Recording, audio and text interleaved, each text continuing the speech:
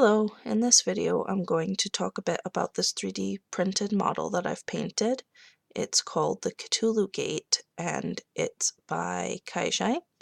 I've provided a link in the description below where you can download the model, and there are also links to my webpage and an additional video that I made where I just discuss the materials that I use when I'm finishing off my 3D prints.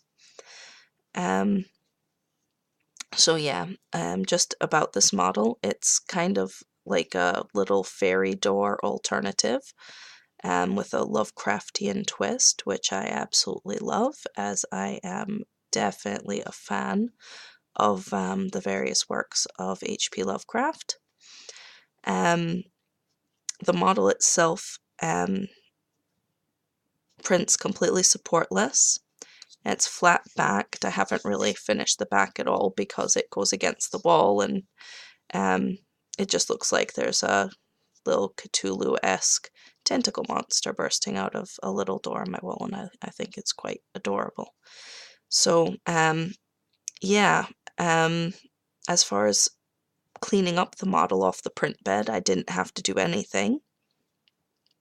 I just primed it, and there's a deceptive amount of surface area on this model, so it took quite a while to prime it. I just did that with some brushed on acrylic paint, and I made sure that I didn't make the paint too thick because there are lots of delightful little embossed features here. I'm sorry, these are engraved features, which I didn't want to fill up with paint. There are some cute little elder signs worked into the top of the door here, which are a really nice touch if you can see them. Those are embossed, so it wasn't such a big deal to fill those up with paint.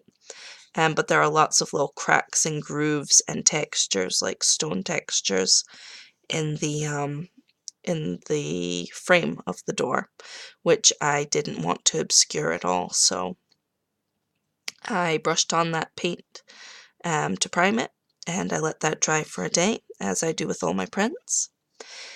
The next thing I did was I blocked in some color. Now there's only really 3 base colors to this print.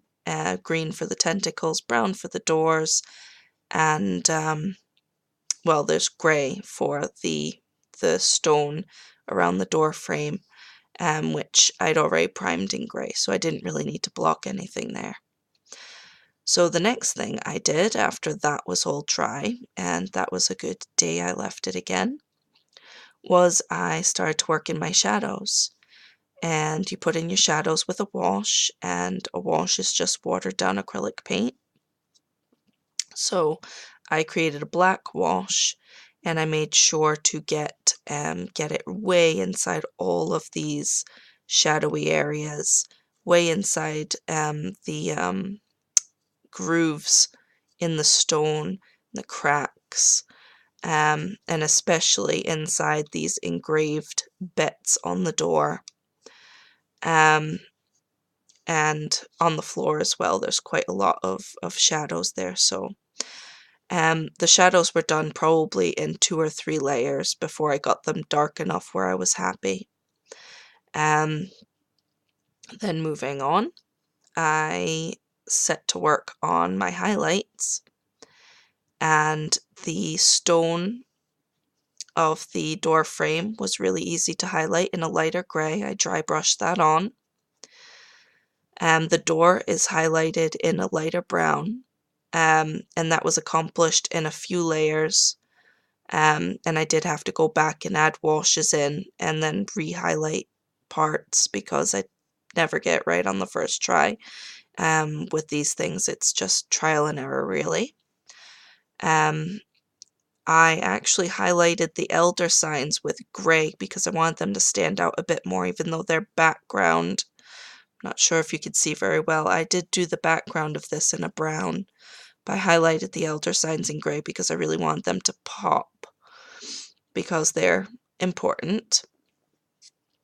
And yeah, I did a lighter green highlight to just the top bumps of the tentacles, And after that was dried, I added another layer of metallic green highlights on top so it catches the light really nicely.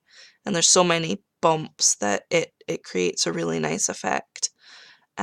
So there wasn't a lot of color involved with this, and there was a lot of time put in layers of paint, but I mean, it's not very technical. The very last thing I did when all of that was dried was I went back in with a final dose of shadows.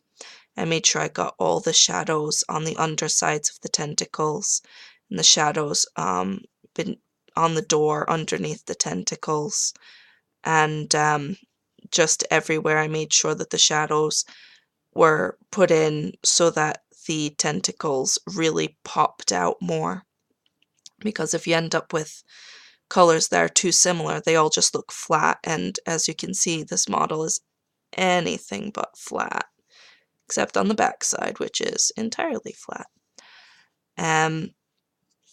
And really that's about it. I did not print this model full scale.